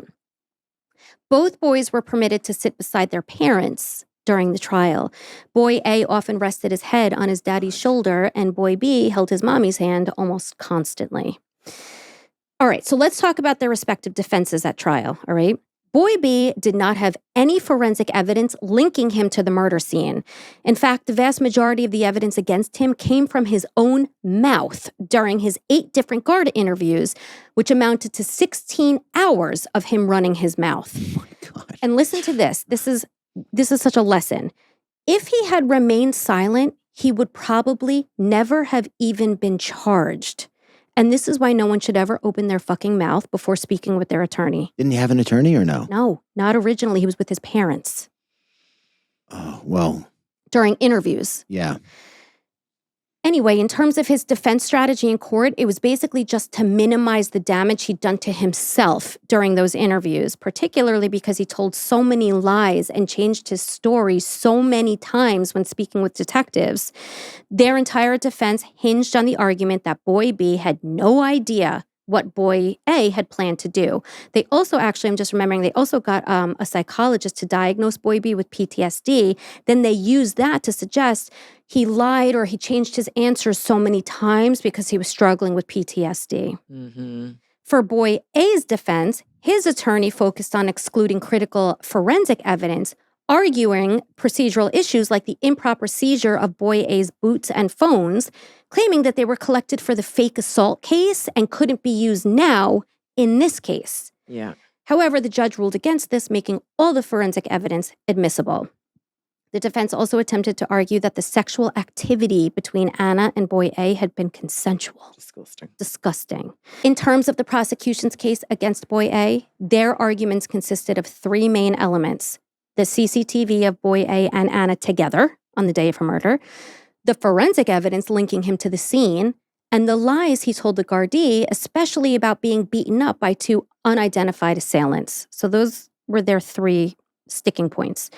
In terms of the prosecution's case against Boy B, their arguments would essentially boil down to one issue. Did he believe that Boy A was going to kill Ana when he made the comment originally, or did he think he was joking? That's tough. If the former was true, then Boy B was guilty. If it was the latter, then he was innocent. I mean, you can't imagine a 13-year-old would be able to understand what that, you know. I mean, I agree. And we talked about this in the Bye Mom, I Love You case. Ma'am. Like, well, it's Ma'am. ma'am. Ma'am. M-A-M? Ma'am, yeah. Ma'am. Ma'am. We talked about it then, and we should talk about it now because it does warrant discussion, right? Like, how much of the responsibility lies on these 13-year-old kids who think or don't, depending on your position, that their friend is just talking game, just running his mouth. But I do remember when I was young, like there was a kid in our road who had a pair of nunchucks. Oh, those are badass. Yeah. And like I do remember being scared of him and not wanting to be on my own with him. And like I was around the same age. They're not completely thick. Totally Like, not. He does know right from wrong. If your man is kind of threatening to kill someone, I'm just remembering that nunchuck guy, and he was a very real fear of mine. Yeah. In the estate. So maybe, If someone arguably, Boy B didn't have a real fear of Boy A. If the nunchuck kid had said to me, "Bring me your friend Claire into the woods," I would not have done that. No. Do you know what I mean? Yeah, I do. I think even if he didn't have nunchucks, that would be a weird request. Yeah, it would That's be, because I had a pair of nunchucks, nunchucka. I have to weaponized chopsticks. I thought they were the coolest things in the world. They are. They're very threatening looking. They're very threatening. Especially a 10-year-old boy flipping them around in your face. Yeah. Yeah, you're just going to whack yourself, let's be real. Aside from all the forensic evidence against Boy A, the prosecution presented other pieces of evidence, such as a school assignment he completed in which he was asked to answer a series of questions. I want you guys to take my computer now, and I want Tank to ask the questions, which appear in red, and I want Joanne to answer them in black. So this was the assignment that Boy A completed in school. Is she allowed to see the answers? Yeah. I'd like to quiz her. Okay. This is a questionnaire that Boy A filled out. Where do you like to hang out? Just give me one guess. Fields. Abandoned places. Very good, Joanne. That was good. It's Ireland. She's a psycho. What are your favorite books? Like Murder Express. Horror. Yeah. Yep. What are your favorite sports? Murdering. Combat. Not doing far off. Pretty good. Nunchucking. Who is your favorite podcaster? Joanne McNally. Holy shit. What are your favorite movies? Favorite type of movies? Yeah, horror, murder. Horror and comedy. Yeah. What is your favorite music? Favorite type of music? Stabby. Rap and heavy metal. Yeah. Oh, heavy metal's getting the blame again. Always does. I like both. That's why I said, Tank. Single or taken? You're with the 13-year-old child. Yeah. I assume he's single now. I would, forever now. I would describe myself as This is a curveball. Oh, kind. Yeah, no. Very, very funny. Crazy, funny, adventurous. I am blank. Give me a clue. Strange is what he said. Oh, Oh, that's a big admittance, isn't it? it sure yeah. is. I think blank Bad things. differently. Oh, I feel cut off from society. not much. Very good though. Like, I hope to I'm gonna laugh now because I'm gonna say like kill someone. do well in life. Oh, Jesus. fuck that up pretty good. I think he's guessing on these. I feel. It's like a really bad job application. Oh, I feel is again. I feel angry when someone tries to annoy me or hits me. I love Blood, porn, sex, women, tits. Oh. How many blank spaces are there? steak and drawing. What? That's what it is. But why the? Did you just stutter by accident? I don't remember He that. Did you not hear what just came out of your mouth? Steak is what I Did said. he actually say steak and drawing? Yeah. I was probably. I don't know. I've short It circuited. sounds like he's kind of grappling for normal answers. And then I hate women. homework. Because he's 13. Yeah. It's just so telling. So many of these questions, which is why Steak and the drawing. prosecution wanted this entire questionnaire to make it into evidence. It's like some of them slipped through and then he kind of remembered to correct himself and he was Yeah, like, oh, Lego, drawing, steak. You're right. Yeah. Which speaks to your earlier comment, like why was he calculated and premeditated on some things and then not other things, like how he showed up in the CCTV? That's why. Because his brain only goes so far at 13. He's one of those that he kind of takes pride in the fact that he thinks differently. He thinks there's kind of status to being this. I'm built different. Yeah. Yeah, you're a murderer. Mm-hmm. So interestingly, the judge ruled out every single question on this questionnaire with the exception of one that he allowed to be entered into evidence. Oh. And I'm going to ask you in a pop quiz to tell me which question did the judge allow the jury to be presented with? All the other ones had to be The admitted. judge.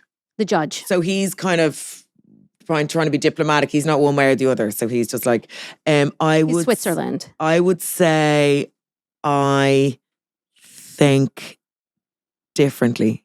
No, no, horror. Okay, what do you think? I forgot all of them. Yeah, that checks So out. I don't know. I'm gonna say. Steak and drawing? I'm gonna say homework. Okay, no, and Okay. no. Go on. Where do you like to hang out? Oh, yeah. Abandoned places. That was not allowed, or it was That allowed. was the only one allowed. Okay. One of the most debated pieces of evidence in this whole trial was the extensive collection of pornography found on his devices. The prosecution aimed to present 10 specific images depicting sexual violence alongside a pornographic video with the name Anastasia in its title. The prosecutor argued that the violent content was relevant as it could offer insight into Boy A's views on consent and aggression. In the end, the judge ruled it inadmissible given the fact that there was a 6-month gap between the material being accessed and the murder taking place. Isn't that something? I know. Well, 12,500 pictures is quite a few to keep you going for a 6-month period. I always think with these things, I'm like, I'm not going to pretend I know better than the judge. They obviously know what they're doing, but that to me seems quite shocking. But I am not a trained legal person. I also think, this is something I was thinking about while you were talking, but I was listening also very closely. I find it weird that people are wholly unwilling to allow video games into the conversation, music into the conversation, but porn is allowed to be in the conversation when it comes to violent crimes. Well, it's not here. It's not here, but it is generally. But wasn't he mimicking violent porn? Well, it's like saying Marilyn Manson made me shoot up this school because he was talking about not being accepted and being bullied and being different. You know what I mean? Yeah. I think there is a place for violent video games in the discussion of the uprising and fucking violent behavior in America, Oh, for yeah. sure. I don't think it's the only cause, though. I almost obviously. think very little should be inadmissible. when you're trying to paint a picture. Yeah. And because people are complex and have an entire life that they brought with them to that moment. So it is strange to exclude certain things. But then again, you have to concern yourself with prejudicial information that will be interpreted only one way and out of context. Yeah. But that's the evidence. It is. It's like if somebody has a criminal record and they go on trial, that criminal record, unless they take the stand, cannot be presented at trial. You need a full picture. It's just strange to allow certain things and then not other things. Yeah. In the end, the jury deliberated for 14 and a half hours over the course of 5 days. And on June 18th, 2019, they found Boy A guilty of murder and aggravated sexual assault, and Boy B guilty of murder. The courtroom was silent for about 30 seconds after the verdict was read, and Boy A cried as Boy B held his head in his hands. Boy A cried. Oh God, I remember that. You do? Yeah, because everyone was like, yeah. He's showing emotion. I mean, Yeah. now you have to face the consequences. Yeah. That is how life works. Boy A was sentenced to life in prison. Wow. That will be reviewed after 12 years. Wow. Not like, oh, that's too much. Just like, holy fucking shit. You're 13. You get sent. Your life it's over anyway. I do wonder though, like if he has that in him at that age. Yeah. Well, he'll probably Can you rehabilitate? Is he just kind of fucked in the head now? his time in prison will tell. And he'll probably wind up picking up more charges in there, which will prolong his time and just Or not, right? If prison is, I'm going to fuck up this word. Rehabilitative. Rehabilitated. I don't know if that's a They word. say either. it's rehabilitative. If prison is rehabilitative, as it's supposed to be. If it's the rehab, it's supposed to be. Right, thank you. Then presumably after some time being treated, there's the possibility that there will not be reoffending, right? If that is supposed to be the point, at least in America, of the prison system. Yeah. It's supposed to be. Plus, that No, child, it is, he but- will be watched for the rest of his life. As he should. Yeah, Well, He's also on the sex offender registry, by the way. Yeah, he'll even if he gets out at 12 years, he's getting out with a murder felon conviction. And he'll have to have a new identity and all that No, jazz. you can't do that. Why not? I mean, unless you're going to become a criminal again. You don't go into like witness protection program. You just come out of jail with that felony on your record forever. But because the guys who killed Jamie Bulger came out, they were given new identities. The truth is you can be given a new identity if it's it could also be for their protection, which is fucked up. Sorry, that's Oh, what I yeah, mean. It's for okay. their protection. Oh, there's a podcast. It's a book originally, or it was maybe it was a podcast first, book first. It's usually book first, called The Witness. It's Yeah. an Irish podcast. Have you heard about it? It's amazing. I have heard of it, actually. It's a kid who goes into witness protection, and it's all about his whole experience in Ireland, and it's so good. Oh, I got to listen to it. 12 stars. So he was, in addition to the life in prison, with the possibility of being reviewed, obviously, in 12 years, he also received a sentence of 8 years for the aggravated sexual assault. And as I said, has been placed on the sex offenders register. Boy B was sentenced to 15 years in Obertown Children Detention Center, Oberstown, To know that one. which will be reviewed again after 8 years. These are, as we know that these are the youngest convicted killers in Irish history, but these are also the longest sentences ever handed down to children in Irish history. Yeah, you want to act like an adult and you get treated like a fucking adult. Sorry. It is so Yeah. only because kind of taking it all in now on reflection. Yes, ma'am. Boy B getting charged with murder does seem slightly unexpected. Harsh. I don't feel sorry for him, to be honest. I fully believe that he had to be punishable to the highest extent that matched what he did. But I reckon You know what I Boy mean? A would have killed her at some stage regardless. He had it in his head. He was going to do it. Yeah. That's And a boy B could have been any one of a Anyone. different letter. Any of, idiot. any yeah. little boy whose friend asked him to bring him a girl. And Yeah. if he didn't believe that he would, I think it all boils down to that too, right? Like, did he really Did he understand did he what was happening? understand Yeah. what was happening? Well, he did. Well, in fairness, thinking again, playing devil's advocate with myself, he did see what was going on in the abandoned building, and he didn't run and get anyone or anything like that. That's why. Yeah, that's also true. The details matter, right? Yeah. Like he saw her being choked, flipped, and undressed. Yeah. And not doing something is very different than not running to go get somebody. Because I can imagine not doing something. You think maybe you're going to get killed. Yeah. But to not go You'd get run, somebody, you'd do something. Right. They have mobile phones, these kids. Like, you could have rung someone. that's very true. Yeah. A had two. Yeah. One was a porn machine, though. I'm not sure that anyone could have predicted what Boy A and Boy B did on that horrific May afternoon. For the most part, both boys came from seemingly loving, stable, middle-class families and had typical childhood interests. There weren't any stories of abuse, violence, or traumatic brain injuries. None of the stuff you sort of typically see when a crime on this level occurs. That's what's so alarming. You're like, hold on. There has to be a backstory or an explanation. When there's no explanation, you're like, oh, what? Is it just an evil kid? Well, Boy A was considered strange, but that's like every fucking 13-year-old. And Boy B was insecure and easily influenced. But to have become the youngest convicted murderers in Ireland's history, I mean, being strange and being insecure, it just doesn't match. It's crazy. Yeah, it doesn't. Of course, nothing matches. It's such a departure from. It's beyond comprehension. Yeah.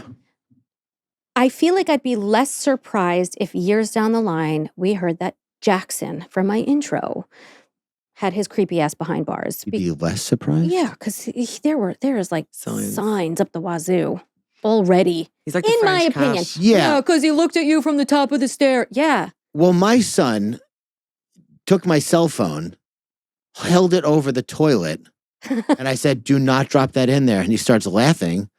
And then I go, do not drop that in there. And he goes, Plunk. yeah. It was a feeling. That's all I can say. He was like the French cat. Have you seen the Parisian cat? Who's pushing the glass jar off the edge of the table. No. And her owner was like, no. And the cat just stops, looks back, and just goes, Yep. Oh, yeah.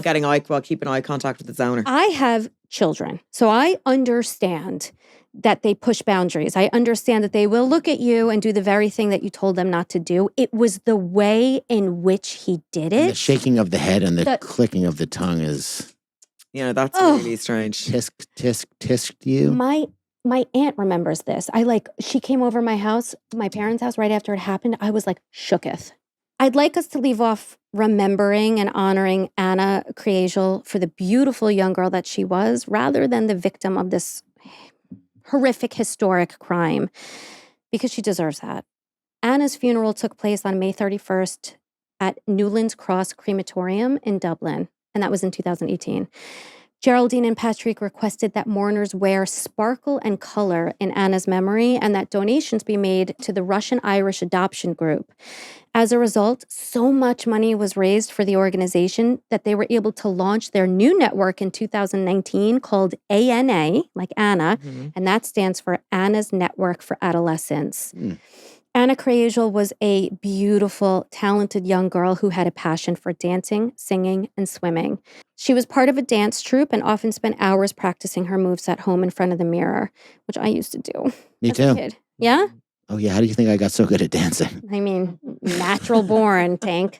Instinct, raw instinct. She had aspirations beyond dancing too, showing interest in learning to play the guitar and performing in charity fashion shows. Her impressive height and strength, typical of her Siberian roots, made her an exceptional swimmer as well. Ana never lost her connection to her Russian heritage, symbolized by the Russian flag and a nesting doll that she was buried with, along with the figure of the Eiffel Tower, symbolizing her unfulfilled dream to one day study in Paris. She also cherished family moments, particularly when curled up with her adoring mother, watching fairy tale movies and enjoying popcorn. Geraldine said that, and this is a quote, "Life without Ana is no longer a life. It is a misery we must endure for the rest of our lives." She was their only child, wasn't she? They had a biological son, Oh, sorry. Aaron. Ana had her whole life ahead of her and was filled with so much potential and dreams yet to be realized. In a paragraph written for school in which Ana spoke about her hopes and dreams, she finished by saying, "I hope I have a good life. I hope everyone I meet will be nice." Oh, Jesus. And that's the case. That was a lot. That was that. Yeah, it was really, yeah. I remember it well, but not that well. Like I forgot about the detail, the kind of heartbreaking detail of it. The boys who did it don't even know the amount of detail that she does. That was a lot. The cops don't remember as much as she had in there. The Gardaí. The Gardaí. Yeah, that was Yeah, heartbreaking. It's very heartbreaking. And Poor family. I feel sorry for everyone involved, to be honest. I feel sorry for the parents of the two lads. I feel Yep. sorry for The obviously parents of- Anna's family. I feel sorry for Anna. The whole thing is disgusting. Yeah. it is. There's Big and there's tragedy. ripple effects and downstream effects. And I mean, this is years later in a different country and we're talking about it. I I mean, know. it's just reverberates. No one can get over something like this. No, you can't. But Um, imagine your son was historically the youngest murderer it's quite the accolade. in the history of Ireland. Like it's just I feel like if I started drinking again and I got drunk enough, I could like brag about that. Yeah. Well, you can probably do a lot of things If in I that if state I of mind. absolutely hated like my entire life and there was nothing going for me, I can feel like I'd mumble that to somebody at a bar. yeah, I know what you mean. If you're like, oh, my son, I don't know if you know, but my son is actually I don't So why don't you buy me a shot? I don't mean to brag, but my Yeah. son is actually Ireland's youngest serial killer. Yeah. You probably know. Yeah. Right. You may have heard of him. Yeah, you've probably heard of him. Oh my God. Yeah. But thank you for sitting through that, Joanne, and Oh my your God, it's such an honor. tremendous feedback and insights into the case. And Yeah, thank- you definitely contributed positively. you were amazing. I wish that you could just be here every time. Thank you so much. Yeah. Any Well- chance of that? I'll be at the live. It's amazing. I know that's Yes. pretty So for 24th anybody of October. who's coming to our live show on October 24th, Joanne's going to I'll be be there dressed like a sexy cat. Oh, yeah. Sexy cat. Yeah. That's all I know. That's great. Yeah. You'll make a deadly sexy cat. Nice. Deadly. Before we wrap up, Tank, do you have a titty for us? Oh yeah, thanks titties. Mm-hmm. Do I have a titty? I got Do two I of them. what? Give us the And he's titties. bouncing them because that's what he brings to the podcast. It's a very simple one that I have thought about. I mean, I heard it and I think about it all the time. And this is not so like to go off topic for a second immediately, Unhinged. Let's go. as if there was a topic. You're freewheeling. You're free. He's raw dogging it here. He's raw dogging his titties. There's a book. I'm shaking these things hard. It's starting Shake to that hurt. thing. It's starting to hurt. There's a book called The 48 Laws of Power by Robert Greene that is controversial because people think that reading it gives you some kind of unfair advantage and you become nefarious or you use these laws nefariously. Yeah. It was never the intention of the book. The intention of the book was to help you identify when somebody is using one of these laws against you and how to combat it. It's like the game when. Sorry, go on. What, Squid Games? No, when lads read the game, the book, the game. By Oh, Jake. yes, and yes. And you're like, I fucking know what you're doing. Right, You're nagging me. right. I know this. You're shit. peacocking right now. Yeah. Yeah. Or whatever. Exactly. That was the term, right? So this titty is not to be weaponized to make someone else, because people do this and they're unaware, unconsciously. So it's the titty is simply unsolicited advice is criticism. Oh. And to remember that, not when someone does it to you to go, unsolicited advice is criticism, more for you to not give criticism because unless they asked you, it's kind of unwelcome. Can I ask you a question? If course. somebody is complaining, venting, like really seems like they're having a hard time with whatever's going on, Yeah. but they didn't ask you for your, advice, but you want to give it because they look like they're in a way. You got to be careful about why you want to give it. Do you want to give it to help them or do you want to give it so they shut up about the Intention. thing? Intention matters in about this. The vent. Yeah. Sometimes sometimes even if I am having a vent or a rant, when the person that I've chosen to vent at, when they start offering advice back, it really annoys me. Yeah, yeah. I'm Yeah. like, stop. I'm not finished. I needed a soundboard, Yeah, not yeah, an yeah. opinion. I Yeah. don't want a solution. Right. I'm happy in my bitterness. Which is also kind of fucked up to do to people. I'm like, I have them change the radiator. I'm like, Hey, and another hey. thing. You are nothing but a pair of ears right now. You shut up and let me. Just put a muzzle on them. It's like, I don't want your opinion. Well, But but it is interesting. Like, Just agree with me. You don't have to offer solutions. Just agree. Yeah, I think at the root of it is who are you considering when you're giving this? Like there was a young girl at the gym who was squatting. and she was squatting on this rack. First of all, the bar was so high she had to like get up on her tippy toes to get it off. Some of us aren't tall. But there's levels that you can lower it down to, so it's not that hard. She gets off. She gets the bar off the rack. She's like this because it's all off on her back, and she's squatting. And after she's done, I go, this is not criticism. Like, this is me actually being worried that you're going to hurt yourself. Have you ever squatted before? And immediately she's like, no, I have never squatted before. I was like, that's what I thought. Okay, so here's like 2 things you can do so that doesn't happen again. Put your hands here, make sure that your neck is lined up on this thing, and lower it down one that way, because getting it back up, if it's heavy, is going to be a huge problem for you. Right. What are you going to do then? She was very appreciative. Mm-hmm. Yeah. But We're coming from a good place. Exactly. I wasn't thinking about myself and I don't like the way you're squatting. Right. You got to do it different. It was more like, I'm thinking of you. And I am thinking of myself too, because I don't want to watch her get hurt and know that I could have done something. That's caring. That's like trying to help. That's being a good citizen. Also, it's her back. Like, that's so easily damaged. He's an incredible Samaritan. Yeah. Tank. Hero. You can also lie to yourself though and think that you're doing them a service. Yeah.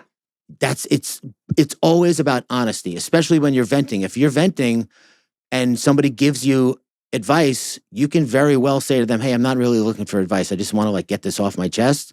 Or they can say, are you looking for me to listen, or are you looking for like actual help here? It's just like, get it out of the fucking way. Yeah. This guessing and mind reading, I don't know. It's never worked since the beginning of time. It's not going to start now. No. So just say what you need to say to get open with each other. I find it hard though. I don't like really having conversations. I prefer to just assume that they know, and if they don't, good luck. good luck to you. Yeah, just get mad at them and hate. Just a healthy communication strategy. Joanne, we got you a couple gifts Yeah, that I'd like to. Oh, come on, I'm trying to. This is like when my dad gave me a Protect you. birthday present. Like, what did Mum get me? And he's like, what is it? Right. Yeah. What did I get you? We got you a few things. First of all, notice the bag. The gift bag in and of itself. Oh, look at this all. It's skeletons. It's pretty cool. It's skulls, yes. Skulls. Oh my God, makeup, skeleton, skulls, makeup brushes. Yes, so they're beauty blenders with skulls on them. Love it. Because I always admire your phenomenal skin. Oh, Yeah. oh, I love. It's like a bougie skull. Yes, she's tricked out. This is your spooky season. This is when you excel. Oh, yeah. This is when I decorate my cool. house for the entire year. I love it. Thank you. Yeah. I love them. Thank you so much, Investigator Slater. Thank you so much for coming and sitting with us. It meant a lot you. to us, Thanks a lot, and it was very fun. It was so It was much great fun. crack. I'm so glad I came. I have been looking forward to this like I can't even tell I you. can't believe it. I was so nervous, but you are an incredible person and made You're an this incredible person. not just doable, but fun. And like I want to do it again Yeah, and of course again and we'll do again. again. We'll totally do again. You have to go to Ireland on your little tour. I know. know. We If will. you're going to Ireland, it'll be a pretty big tour. We will. We're going to wind up there. I know yeah. it. Do I Vicar know. Street. You totally will. Vicar Street? Yeah. Is that a It's like the club? main live venue, yeah. Okay. All Is right. that in Good. Temple Bar? 1200. No. No, sorry. It's around, like, but it's Dublin City's kind of, it's near enough. It's near. Yeah. It'd be sick if we sold out a fucking 1,200 seat. I'll go wherever. Yeah.